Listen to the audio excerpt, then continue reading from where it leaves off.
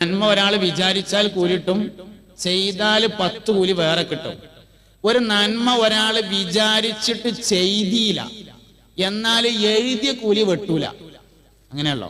അപ്പൊ അടുത്തല്ല ഹജ്ജിന് പോകണം തീരുമാനിച്ചു നമ്മൾ. അപ്പൊ നമുക്ക് ഒരു ഹജ്ജിന്റെ കൂലി എഴുതി പോയില്ലാന്ന് കരുതിയിട്ട് ആ എഴുതിയ കൂലി വെട്ടൂല. പോയാല് 10 ഹജ്ജിന്റെ കൂലി ഏറെ എഴുതും മാത്രം. ഒരു തിന്മ ഒരാൾ വിചാരിച്ചാൽ ശിക്ഷയില്ല, ചെയ്താലേ ശിക്ഷയുള്ളൂ, ഒരു ശിക്ഷയും ഉള്ളൂ. നന്മക്ക് 10 കൂലിയുണ്ട്, 70 കൂലിയുണ്ട്, 70,000 കൂലി കിട്ടുന്നുണ്ട്. ഇങ്ങനെ ഒരുപാട് കൂലി കിട്ടുന്നുണ്ട്. ഒറ്റ കൂലി ഒന്നിനും പറയണില്ല. ഒക്കെ 20, 25, 70 അങ്ങനെയൊക്കെയാണ് പറയണത്. ഒരാൾ ഫർള് നിസ്കാരം ജമാഅത്തായിട്ട് നിർവഹിച്ചാൽ 24 ഇരട്ടി കൂലി കിട്ടും. ഫർള് നിസ്കാരം ഒരാൾ തലമറച്ച് നിസ്കരിച്ചാൽ 25 നിസ്കാരത്തിന്റെ കൂലി ഏറെ കിട്ടും. ഒരു ചെലവില്ല. പള്ളിക്കത്തെ ഹൗദിന്റെ അവിടുന്ന് ഓതുണ്ടാക്കി കയറിനോടത്തുള്ള തൂണിന്റെ ചോട്ടില് പ്ലാസ്റ്റിക്കിന്റെ കൊട്ടയിലുണ്ടാവും തൊപ്പി, അതൊന്നെടുത്ത് തലയിലിട്ടാൽ മതി, 25 നിസ്കാരത്തിന്റെ കൂലിയായി. അത് വെള്ളിയാഴ്ച ജുമാ നിസ്കാരാണെങ്കിൽ 70 ജുമയുടെ കൂലി ഏറെ കിട്ടും. ഞാൻ പറഞ്ഞതല്ല, മുഹമ്മദ് നബി സല്ലല്ലാഹു അലൈഹി വസല്ലം പറഞ്ഞതാണ്. ഒരു ചെലവില്ല. തൊപ്പി കൊണ്ടോണ്ട, പള്ളിക്കുണ്ട്, ആ കൊട്ടെടുത്തുങ്ങാണ്ട് ഒന്ന് തലയെ കൗത്തിയാല് 70 ജുമാന്റെ കൂലിയായി വെള്ളിയാഴ്ച. ഒരു ചെലവില്ല. നമ്മൾ ചെയ്യൂല, എന്താ കേട്ടോ. അല്ലെങ്കിലും ചെറിയ ചെറിയ കാര്യങ്ങളിലൊന്നും തീരെ ശ്രദ്ധയില്ലല്ലോ. എല്ലാവരും ഓരോ തൊപ്പി വാങ്ങണം. നബി സല്ലല്ലാഹു അലൈഹി വസല്ലം തങ്ങൾ കുളിച്ച് എണ്ണ തേച്ച് വാർന്നിട്ട് തൊപ്പി വെച്ച് അതിന്റെ മേലെ തലയെ കെട്ടലായിരുന്നു പതിവ്. എന്നാൽ അപൂർവമായ ചില സന്ദർഭങ്ങളിൽ തൊപ്പി മാത്രവും നബി സല്ലല്ലാഹു അലൈഹി വസല്ലം തങ്ങൾ ധരിച്ചിട്ടുണ്ട്.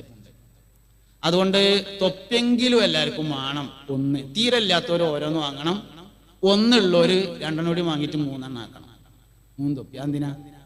നബി തങ്ങൾക്ക് 3 തൊപ്പി ഉണ്ടായിരുന്നുണ്ട്. കെട്ടിന്റെ ശ്രേഷ്ഠതയുണ്ട് തൊപ്പിയിലെന്ന് ബിഗയത്ത് 3-ാം ഭാഗമിൽ പറയുന്നു. ഉണ്ടായിരുന്നു നബിക്ക് തൊപ്പികള് 3, അത് 3 സൈസിൽ ഉള്ളതായി പറയുന്നു.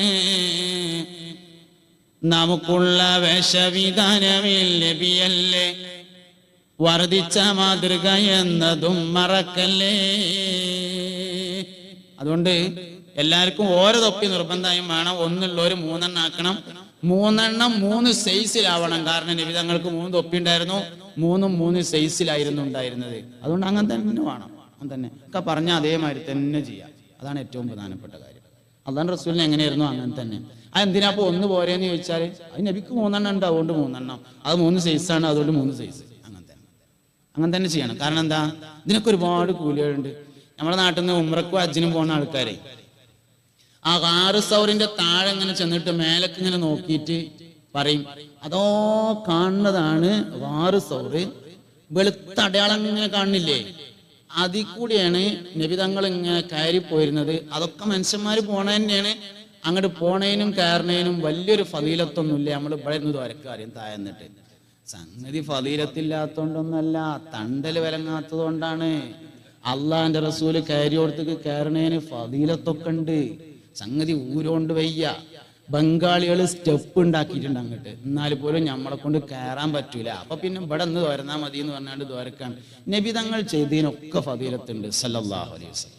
അതുകൊണ്ടൊക്കെ അതേമാതിരി തന്നെ ചെയ്യുക എന്നത് തന്നെയാണ് പ്രധാനപ്പെട്ട കാര്യം. മുഹമ്മദ് നബി സല്ലല്ലാഹു അലൈഹി വസല്ലം തങ്ങൾക്ക് രാത്രി ഉറങ്ങുമ്പോൾ ധരിക്കാൻ വേണ്ടി ഒരു നല്ല വസ്ത്രമുണ്ടായിരുന്നു.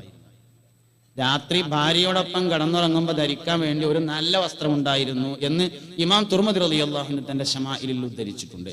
നമ്മൾ ഉള്ളിലേക്ക് കീറിയത് കടക്കുമ്പോൾ എടുക്കും. അങ്ങനെയല്ല, കടക്കുമ്പോൾ ഒരു നല്ല തുണിക്കുപ്പായും. 2 നിലക്ക് അത് വേണം. ഒന്ന്, ഉറക്കം എന്നത് ചെറിയ മരണമാണ്. മരിക്കുമ്പോൾ നല്ല വസ്ത്രത്തിലായിരിക്കുക എന്നുള്ളത് പ്രധാനപ്പെട്ട കാര്യമാണ്. അതുകൊണ്ട് തന്നെ പിറ്റേ ദിവസം രാവിലെ എഴുന്നേറ്റാൽ ആ തുണി എടുക്കാൻ പാടില്ല. അതിന് പിന്നെ കടന്നുറങ്ങുമ്പോൾ എടുക്കണേ കുഴപ്പമില്ല. രാത്രി എടുത്ത വസ്ത്രം രാവിലെ എടുക്കരുത്, അത് വേറെ ഒന്നും എടുക്കണം. കാരണം അത് മരിക്കുമ്പോൾ ധരിച്ച വസ്ത്രമാണ്. ഒരു ചെറിയ മരണമാണ് യഥാർത്ഥത്തിൽ ഉറക്കം എന്ന് പറയുന്നത്. അപ്പൊ കടക്കുമ്പോൾ എടുക്കാനായിട്ട് നല്ല വസ്ത്രം. നബി സല്ലല്ലാഹു അലൈഹി വസല്ലം തങ്ങൾക്ക് അങ്ങനെ ഉണ്ടായിരുന്നു. അതുകൊണ്ട് വേണം. പെണ്ണുങ്ങൾക്കും വേണം നല്ലത്. ഇതിപ്പോ പിന്നെ കുട്ടികളൊന്നും ഉള്ളിടത്ത് പറയാൻ പറ്റൂല, എന്നാലും വേറെ അടുത്ത് പറയാങ്ങളെ കിട്ടൂല്ലല്ലോ. ഈ ആണുങ്ങൾ ഈ റെയിൽവേ സ്റ്റേഷനിലും അതേമാതിരി പിന്നെ എയർപോർട്ടിലും അവിടെയും ഇവിടെയൊക്കെ ഇങ്ങനെ പോയി നിൽക്കുന്ന സമയത്ത് ഇതിങ്ങനെ കുറെ പെണ്ണുങ്ങളൊക്കെ കാണാം. ഈ ചന്തിയൊക്കെ ലാമിനേറ്റ് ചെയ്ത് കുറെ സാധനങ്ങൾ അപ്പൊ ഇതൊക്കെ ഇങ്ങനെ കാണുമ്പോൾ എനിക്ക് എൻ്റെ ഭാര്യൻ്റെ പെരയിലുണ്ടല്ലോ എന്ന് കരുതിയിട്ട് വരുമ്പോൾ ഈ കീറിയ മാക്സിയായിട്ട് വന്നാൽ എങ്ങനെയൊക്കെ അതിൻ്റെ കോലം. അതുകൊണ്ട് നല്ല തുണിയും കുപ്പായും കിടക്കാൻ പോകുമ്പോൾ എടുക്കണം. അവിടെയാണ് ഈ ലാമിനേഷനൊക്കെ വേണ്ടത്. പക്ഷെ അവിടെ അതൊന്നും ചെയ്യൂല. ലാമിനേഷനൊക്കെ പുറത്തിറങ്ങുമ്പോൾ മറ്റേ ഇങ്ങനെ തളവളാറിഞ്ഞാണ്ട്. അപ്പൊ ഈ എല്ലാ കാര്യങ്ങളും ചെയ്യേണ്ട സ്ഥലം അവിടെയാണ്. ഞാൻ പറയാൻ കാരണം എന്താ വെച്ചാൽ ഉറങ്ങുമ്പോൾ നല്ല തുണിയും കുപ്പായം എടുക്കണം എന്ന് പറഞ്ഞതാണ്. മുഹമ്മദ് നബി സല്ലല്ലാഹു അലൈഹി വസല്ലം തങ്ങൾക്ക് അങ്ങനെയാണ് ഉണ്ടായിരുന്നത്. എല്ലാ വിഷയത്തിലും നമ്മൾ നബി തങ്ങളെ മാതൃകയാക്കണം. നിങ്ങൾക്കറിയാം, 55 വയസ്സായ ഏതെങ്കിലും ഒരു ഭാര്യയും ഒരു ഭർത്താവും വീടിന്റെ സിറ്റ് ഔട്ടിൽ അല്ലെങ്കിൽ പുറത്തിങ്ങനെ ഇരുന്നിട്ട് ഒരുമിച്ചിരുന്ന് ഭക്ഷണം കഴിക്കുന്നത് കാണുക എന്നുള്ളത് അപൂർവമാണ്. നിലവിലുള്ളൊരു സാമൂഹ്യമായ അവസ്ഥ എന്താണെന്ന് അറിയുന്നത്, കുട്ടികളൊക്കെ കുറച്ചിങ്ങനെ വലുതായി, മൂത്തം കുവൈത്തിലാണ്, രണ്ടാമത്തം ഖത്തറിലാണ്, അത്യാവശ്യം വരുമാനമൊക്കെ കിട്ടി തുടങ്ങിയാൽ ഉമ്മയും കുട്ടികളും കൂടി ഒന്നായിട്ട് വാപ്പാനൊരൊറ്റ ചവിട്ടേണ്ടി വിട്ടു. വാപ്പാക്ക് പിന്നെ ആകെ 2 ജോലിയേ ഉള്ളൂ. രാവിലെ മാർക്കറ്റ് പോയിട്ട് മീൻ കൊടുന്നു തരിക, വൈകുന്നേരം ടോർച്ച് എടുത്തുകൊണ്ട് പള്ളിയേക്ക് പോവുക. വേറൊരു പണിയില്ല, വേറെ ഒന്നിനും വാപ്പാനെ പറ്റൂല എന്ന് പോലെ. നമ്മളെ നാട്ടിലുള്ള ഓരോ അവസ്ഥകളാണ്. വാപ്പ എന്നും വാപ്പയായിരിക്കണം, ഉമ്മ എന്നും ഉമ്മയായിരിക്കണം. ഇത് വളരെ പ്രധാനപ്പെട്ട ഒരു കാര്യമാണ്. നമുക്ക് ആ ഒരു വിഷയങ്ങളിലൊന്നും യാതൊരു ശ്രദ്ധയില്ല, യാതൊരു ശ്രദ്ധയും നമുക്കില്ലാതാണ്. അപ്പൊ ഞാൻ ചോദിച്ചത്, 55 വയസ്സായ ഏതെങ്കിലും ഒരു ഭാര്യയും ഒരു ഭർത്താവും സിറ്റ് ഔട്ടിലിരുന്ന് ഒരുമിച്ച് ഭക്ഷണം കഴിക്കുന്നത് കാണുക എന്നുള്ളത് അപൂർവമാണ്. എന്താ? നബി സല്ലല്ലാഹു അലൈഹി വസല്ലം തങ്ങള്, ആയിഷ ബീവി പറയാണ്, നബി തങ്ങൾ രാവിലെ പാല് കറക്കും. മുഹമ്മദ് നബി സല്ലല്ലാഹു അലൈഹി വസല്ലം രാവിലെ പോയിട്ട് പാല് ഇറക്കും. അപ്പൊ നബി തങ്ങൾ പാല് ഇറക്കുമ്പോൾ ആയിഷ ബീവി കട്ടൻ ചായ ഉണ്ടാക്കി ഇക്കാരെന്നാ നമുക്ക് തോന്നുന്നത്. അങ്ങനെയല്ല, അന്ന് കട്ടൻ ചായ ഉണ്ടാക്കുന്ന പരിപാടിയൊന്നുമില്ല. ആയിഷ ബീവി വെറുതെ ഇരിക്കുക. നബി തങ്ങൾ പാല് ഇറക്കും. പാല് കറന്നിട്ട് ആ പാത്രേറ്റ് വന്നിട്ട് എനിക്ക് തന്നിട്ട് പറയും, യാ ആയിഷു, ആയിഷ ഇശ്റബി, കുടിക്ക് എന്ന് പറയും. അങ്ങനെ ഞാൻ ആ പാല് ഇങ്ങനെ കുടിക്കുമ്പോൾ നബി തങ്ങൾ ഇങ്ങനെ നോക്കി നിൽക്കും. 63ാമത്തെ വർത്താനാണ് ഞാനീ പറഞ്ഞത്. 63ാമത്തെ വയസ്സിലെ വർത്താനാണ് ഞാനീ പറഞ്ഞത്. ഞാനിങ്ങനെ പാല് കുടിക്കുന്നത് നബി തങ്ങൾ നോക്കി നിൽക്കും. പാല് കുടി കഴിഞ്ഞ് ഞാനിങ്ങനെ ഗ്ലാസ് കൊടുത്താലേ നബി തങ്ങൾ അത് വീണ്ടും ഇങ്ങോട്ട് തന്നിട്ട് പറയും, യാ ആയിഷ ഇശ്റബി, ആയിഷ കുടിക്കുക അറിയും. ഞാൻ വീണ്ടും കുടിക്കും. അപ്പോഴും നബി തങ്ങൾ നോക്കി നിൽക്കും. വീണ്ടും കൊടുക്കും. 3ാമതും തരും. ഞാൻ 3ാമതും കുടിക്കും. 3 പ്രാവശ്യം ഞാൻ പാല് കുടിച്ചു കഴിഞ്ഞാൽ എൻ്റെ അടുത്ത് നിന്ന് ഗ്ലാസ് വാങ്ങിയിട്ട് പാത്രം വാങ്ങിയിട്ട് നബി തങ്ങൾ ആ പാത്രം ഒന്നിങ്ങനെ തിരിക്കും. തിരിച്ചിട്ട് എൻ്റെ ചുണ്ട് എവിടെയാണോ തട്ടിയത് അവിടെ തന്നെ ചുണ്ട് തട്ടിച്ച് നബി സല്ലല്ലാഹു അലൈഹി വസല്ലം തങ്ങൾ കുടിക്കുമായിരുന്നു. നമ്മളും ചിറ്റിച്ചൊക്കെ ചെയ്യും, പക്ഷെ ചുണ്ട് എവിടെ തട്ടിയെന്ന് അവിടുന്ന് ഒഴിവാക്കാൻ വേണ്ടിയിട്ടേക്കാരം. ഇതാണ് വ്യത്യാസം. ഇതാണ് വ്യത്യാസം എന്ന് പറഞ്ഞത്. പേരക്കുട്ടികൾ കണ്ടാ എന്താ തോന്നുക? കണ്ടില്ലെങ്കിൽ ഓൽക്ക് എന്താ തോന്നുക? അല്ല, കണ്ടാ എന്താ തോന്നുക? ഏത് പേരക്കുട്ടിക്കാ അറിയാത്തത് വല്യമ്മാനെ വല്യപ്പ കല്യാണം കഴിച്ചു കൊടുക്കുന്നതാണ്? എല്ലാ പേരക്കുട്ടിക്കും അതറിയാം. വല്യമ്മാനെ വല്യപ്പ നിക്കാഹ് കഴിച്ചു കൊണ്ടുവന്നതാണ്. അന്നത്തെ കാരണന്മാരൊക്കെ കൂടിയിരുന്നു, എല്ലാരും അറിഞ്ഞ പരിപാടിയാണ്. മഹറൊക്കെ ഉണ്ടായിരുന്നു. വല്യമ്മയും ഒരു കാലത്ത് പുതുമണവാട്ടിയായിരുന്നു എന്നൊക്കെ പേരക്കുട്ടിക്ക് അറിയാലോ. ഇനിയിപ്പോ എന്താ പോലെ ഒരുമിച്ചൊരു കട്ടിലുമ കടന്നു കഴിഞ്ഞാൽ വരാനുള്ളത്? ഒന്നുമില്ല. എന്നിട്ട് 37 വേറൊരു സ്ഥലത്തും 30 വേറൊരു സ്ഥലത്തും മരിക്കോളം ഒരുമിച്ച് കിടക്കണം. ആയിഷ ബീവി റളിയല്ലാഹു അൻഹ ഒരിക്കൽ ഇങ്ങനെ ഇരിക്കുകയാണ്. അപ്പോ നബി തങ്ങൾ വന്നിട്ട് മടിയിൽ ഇങ്ങനെ കടന്നു സല്ലല്ലാഹു അലൈഹി വസല്ലം. കുറെ സമയം ഇങ്ങനെ ഇരുന്നപ്പോ നബി തങ്ങൾ ഉറങ്ങിപ്പോയി. ആയിഷ ബീവി റളിയല്ലാഹു അൻഹ ആ സമയത്ത് കരഞ്ഞു. കണ്ണിൽ നിന്ന് കണ്ണുനീരിറ്റ് വീണ് നബി തങ്ങളുടെ പൂമുഖത്ത് വീണപ്പോ ആയിഷ നബി തങ്ങൾ ഞെട്ടി ഉണർന്നു. മാലക്കി ആയിഷു, ആയിഷ നിനക്കെന്തു പറ്റി എന്ന് ചോദിച്ചു. എന്തേ പറ്റിയെന്ന് ചോദിച്ചു.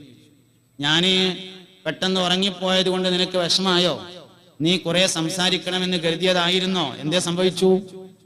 ആ സമയത്ത് ആയിഷ ബീവി റളിയല്ലാഹു അൻഹ പറഞ്ഞു, അല്ലാഹുവിന്റെ റസൂലേ, എനിക്കിവിടെ മടിയിൽ തലവെച്ച് കിടക്കാൻ നിങ്ങളെ കിട്ടി നബിയേ.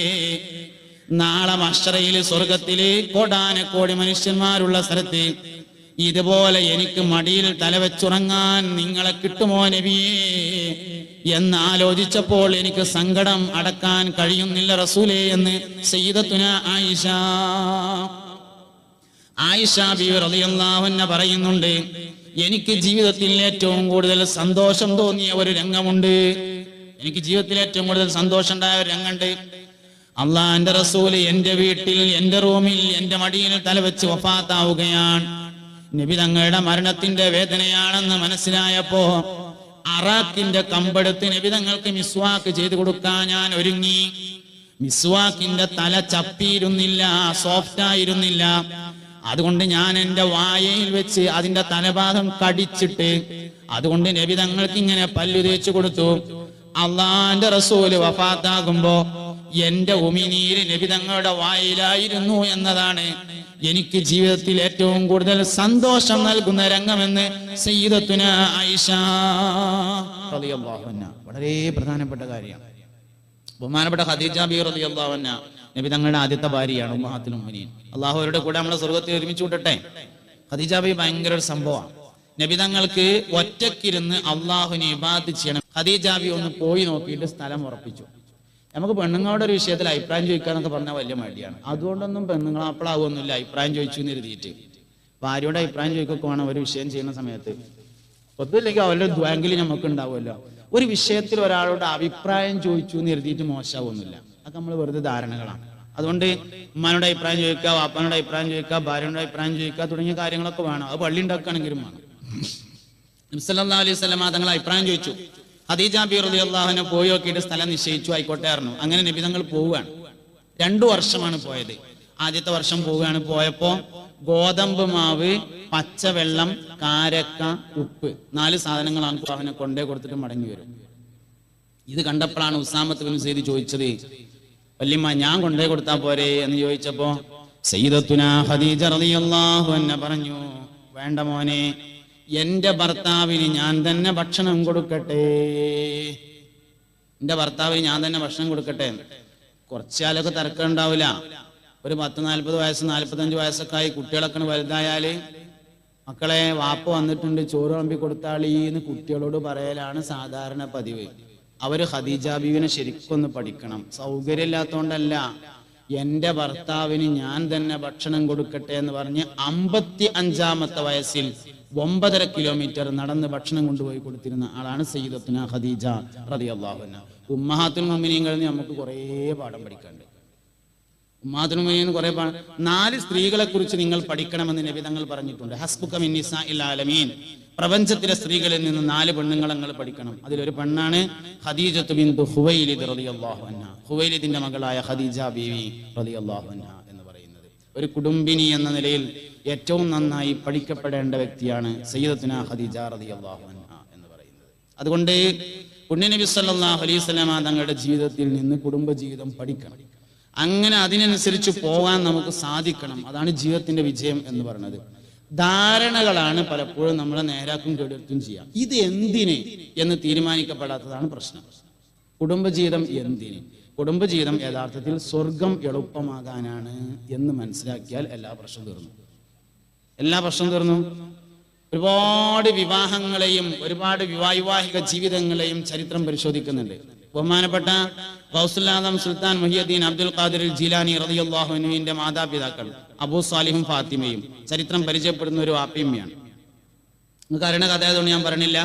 അത്തിപ്പഴം തിന്നത് പൊരുത്തപ്പെടിക്കാൻ വേണ്ടി പുഴക്കരയിലൂടെ പോയി അത്തിപ്പഴം പൊരുത്തപ്പെട്ട് കിട്ടാൻ വേണ്ടി ദിവസങ്ങളോളം അവിടെ ജോലി ചെയ്ത, വർഷങ്ങളോളം ജോലി ചെയ്ത അബൂ സാലിഹ് ഗൗസുൽ ആദമിന്റെ വാപ്പിയമ്മി. ഷെയ്ഖ് ബഹുമാനപ്പെട്ട മുഹമ്മദ് ബിൻ ഇസ്മായിൽ ബുഖാരി റളിയല്ലാഹു അൻഹുവിന്റെ ഉമ്മാനെ കുറിച്ച് ചരിത്രം പറയുന്നുണ്ട്. ബഹുമാനപ്പെട്ട ഇമാം ബുഖാരി റളിയല്ലാഹു അൻഹു ചെറുപ്പത്തിലെ കണ്ണ് കാണാത്ത ആളായിരുന്നു എന്നാണ്. ഉമ്മ ദുആ ചെയ്ത് അവസാനം മുഹമ്മദ് ബിൻ ഇസ്മായിൽ ബുഖാരി റളിയല്ലാഹു അൻഹുവിന് കണ്ണിന് കാഴ്ച കിട്ടിയതാണ് എന്ന് ചരിത്രം പറയുന്നുണ്ട്. സൂഫി ലോകത്ത് വലിയ ചർച്ചാ വിഷയമായ ഒരാളാണ് അബ്ദുല്ലാഹിബ്നുൽ മുബാറക് എന്ന പേരായ ആള്. വലിയ ചർച്ചയാണ് അബ്ദുല്ലാഹിബ്നുൽ മുബാറക്. അബ്ദുല്ലാഹിബ്നുൽ മുബാറക് പിന്നെ പ്രമുഖനായ ഒരുപാട് സൂഫിയാക്കളുടെ ഗുരുനാഥനാണ്. ഗൗസുൽ ആദമിന്റെ ഗുഞ്ഞത്തുൾപ്പെടെയുള്ള കിതാബുകളിലൊക്കെ അബ്ദുല്ലാഹിബ്നുൽ മുബാറക്കിന്റെ ചരിത്രം, അദ്ദേഹത്തിന്റെ വാചകങ്ങളും സ്റ്റേറ്റ്മെന്റുകളൊക്കെ ഉദ്ധരിക്കുകയും ചെയ്തിട്ടുണ്ട്. മഹാനവറുകളുടെ ചരിത്രം എന്ന് പറഞ്ഞത് നൂഹ് ബിൻ മറിയം എന്ന പേരായ ഒരാളുണ്ടായിരുന്നു. നൂഹ് ബിൻ മറിയം എന്ന് പറഞ്ഞിട്ട് വലിയൊരു പൈസക്കാരൻ്റെ ഒരു മുതലാളി. ആ മുതലാളിയുടെ തോട്ടത്തിൽ ജോലി ചെയ്തിരുന്ന അടിമയായിരുന്നു മുബാറക്ക്. ഒരു ദിവസം നൂഹ് മുതലാളി തോട്ടം സന്ദർശിക്കാൻ വേണ്ടി ചെന്നു. തോട്ടത്തിലൂടെ ഇങ്ങനെ ചുറ്റിക്കറങ്ങി വന്ന് ക്ഷീണിച്ച് ഇരുന്നപ്പോ മുബാറക്കിനെ വിളിച്ചിട്ട് പറഞ്ഞു, മുബാറക്കെ, നമ്മളെ തോട്ടത്തിൽ നിന്ന് നല്ല മധുരമുള്ള ഒരു പഴം കൊണ്ടുപോവാ, എനിക്ക് കഴിക്കാനാണ് എന്ന് പറഞ്ഞു. അതിൽ മുബാറക്ക് ഇങ്ങനെ പോയിട്ട് നല്ലൊരു പഴം കൊടുന്നു കൊടുത്തു. തിന്നു നോക്കുമ്പോ ഭയങ്കര പുളിയാ. ഇതെന്താ ആളെ കളിയാക്കണത്? മധുരമുള്ള ഒന്ന് കൊണ്ടുപോവാ എന്ന് പറഞ്ഞു. രണ്ടാമതും പോയിട്ട് വേറൊന്ന് കൊടുന്നെടുത്തു. കാണാനൊക്കെ നല്ല രസമുണ്ട്, പക്ഷെ ഭയങ്കര പുളിയാ. മൂന്നാമതൊന്ന് കൊണ്ടുവന്ന് കൊടുത്തു, അതും പുളിയായപ്പോ നൂഹ് മുതലാളി ചോദിച്ചു, അല്ല മുബാറക്കെ, എത്ര കാലമായി എൻ്റെ തോട്ടത്തിൽ നീ പണിയെടുക്കാൻ തുടങ്ങിയിട്ട്? ഇപ്പോഴും ഈ തോട്ടത്തിലെ മധുരമുള്ളതേതാ പുളിയുള്ളതേതാ എന്ന് നിനക്കറിയില്ലേ എന്ന് ചോദിച്ചു. അപ്പൊ പറഞ്ഞു, മുബാറക്ക് പറഞ്ഞു, മുതലാളി, ഈ തോട്ടത്തിലെ മധുരമുള്ളതും പുളിയുള്ളതും നോക്കാൻ നിങ്ങൾ എന്നെ ഏൽപ്പിച്ചിട്ടില്ല. ഈ തോട്ടത്തിന്റെ സംരക്ഷണമാണ് നിങ്ങൾ എന്നെ ഏൽപ്പിച്ചിട്ടുള്ളത്. നേരത്തെ ഉത്തരവാദിത്ത ബോധത്തെക്കുറിച്ച് പറയണ്ട. ഇവിടെ വലിയൊരു സംഗതിയാണ്. ഒരു മനുഷ്യനെ ഏൽപ്പിച്ച പണിയെടുക്കുക, ഏൽപ്പിക്കാത്ത പണി എടുക്കാതിരിക്കുക എന്നൊക്കെ ഉള്ളത്. ഉമർ റളിയല്ലാഹു അൻഹു ഒരിക്കലും മദീന പള്ളിയുടെ ചെരുവിൽ നിന്ന് കുട്ടികൾ കരയുന്നത് പോലത്തെ ഒരു കരച്ചിൽ കേട്ടു എന്നാണ്. സഹാബികൾ ചെന്ന് നോക്കുമ്പോൾ ബഹുമാനപ്പെട്ട അമീർ മുഅ്മിനീൻ ഉമർ ബിൻ ഖത്താബ് റളിയല്ലാഹു അൻഹു തലയിൽ ഇങ്ങനെ കൈകെട്ടിയിട്ട് ഭയങ്കര കരച്ചിൽ. അപ്പൊ സഹാബത്ത് ചോദിച്ചു, അല്ല അമീർ മുഅ്മിനീൻ, എന്തിനാ നിങ്ങൾ ഇങ്ങനെ കരയണതെന്ന് ചോദിച്ചപ്പോൾ കൈ ഇങ്ങനെ കാണിച്ചു കൊടുത്തു. ഇത് അങ്ങോട്ട് നോക്കി.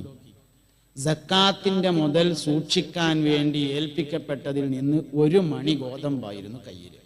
നാളെ അള്ളാഹിന്റെ കോടതിയിൽ ഉമറെ, അള്ളാഹുവിന്റെ അടിമകൾ നിന്നെ സക്കാത്തിന്റെ മുതൽ സൂക്ഷിക്കാൻ വേണ്ടി ഏൽപ്പിച്ചിട്ട് അത് നീ എന്തിനെ നഷ്ടപ്പെടുത്തിയെന്ന് ചോദിച്ചാൽ ഞാൻ എന്താ മറുപടി പറയാ എന്നാലോചിച്ച് കരയുകയാണെന്ന് സയ്യിദുനാ ഉമർ ബിൻ ഖത്താബ് റളിയല്ലാഹു. അബ്ദുല്ലാഹി മുബാറക്ക് പറഞ്ഞു, മുതലാളി, ഇവിടുത്തെ പഴങ്ങളുടെ രുചി അറിയാൻ നിങ്ങൾ എന്നെ ഏൽപ്പിച്ചിട്ടില്ല, ഇതിന്റെ സംരക്ഷണം എന്നെ ഏൽപ്പിച്ചിട്ടുള്ളൂ. അള്ളാഹുവാണേ സത്യം, ഈ തോട്ടത്തിൽ മധുരമുള്ള പഴമേതാണെന്നും പുളിയുള്ള പഴമേതാണെന്നും എനിക്കറിയില്ല എന്ന് പറഞ്ഞു. നൂഹ് മുതലാളി മുബാറക്കിനെ കൂട്ടിയിട്ട് പെരേക്ക് പോയി. വീട്ടിൽ ചെന്നിട്ട് ഭാര്യയോട് പറഞ്ഞു, ഭാര്യ സഹധർമ്മിണി, എനിക്കൊരാശയം തോന്നുന്നുണ്ടെന്ന് പറഞ്ഞു. ഭാര്യ ചോദിച്ചു, എന്താ നിങ്ങളുടെ ആശയം എന്ന് ചോദിച്ചു. നമ്മുടെ മോൾക്ക് നമ്മൾ കുറേ കാലമായിട്ട് ഭർത്താവിനെ അന്വേഷിച്ച് നടക്കല്ലേ, ഞാൻ ഇന്ന് തോട്ടത്തിൽ ചെന്നപ്പോ ഇങ്ങനെയൊക്കെയുള്ള ഒരു അനുഭവം ഉണ്ടായി. എനിക്ക് തോന്നുക നമ്മളെ മുബാറക്കിനെ കൊണ്ട് നമ്മളെ മോളെ കെട്ടിച്ചാലോ എന്ന് തോന്നുക. ഭാര്യ പറഞ്ഞു, ഞാനത് മോളോടൊന്ന് ചോദിക്കാം. മോളോട് ചോദിക്കട്ടെ പറഞ്ഞു. ഉടൻ തന്നെ മകളെ വിളിച്ചു തള്ള പറഞ്ഞത് ശ്രദ്ധിച്ചു കേട്ടു, ജവാബിതാണുണ്ടായത്. മക്കൾക്ക് ഗുണമല്ലാത്തതൊന്നും തന്നെ മാതാപിതാക്കളിൽ നിന്ന് വരുമോ പൊന്നെ? അതിനാൽ നിങ്ങൾക്കിഷ്ടമായി തോന്നുന്നത് എനിക്കിഷ്ടമാണതിലാണ് തൃപ്തിയുമുള്ളത്. ഉടൻ തന്നെ താൻ തൻ്റെ അടിമയെ ഇത്ഖാക്കി ഒരു ചെറിയ സദ്യ നടത്തി മരുമകനാക്കി. ലോകത്ത് എമ്പാടും പ്രസിദ്ധം ഉള്ള ഇബ്നുൽ മുബാറക്കിനുമ്മയാണ് തള്ള.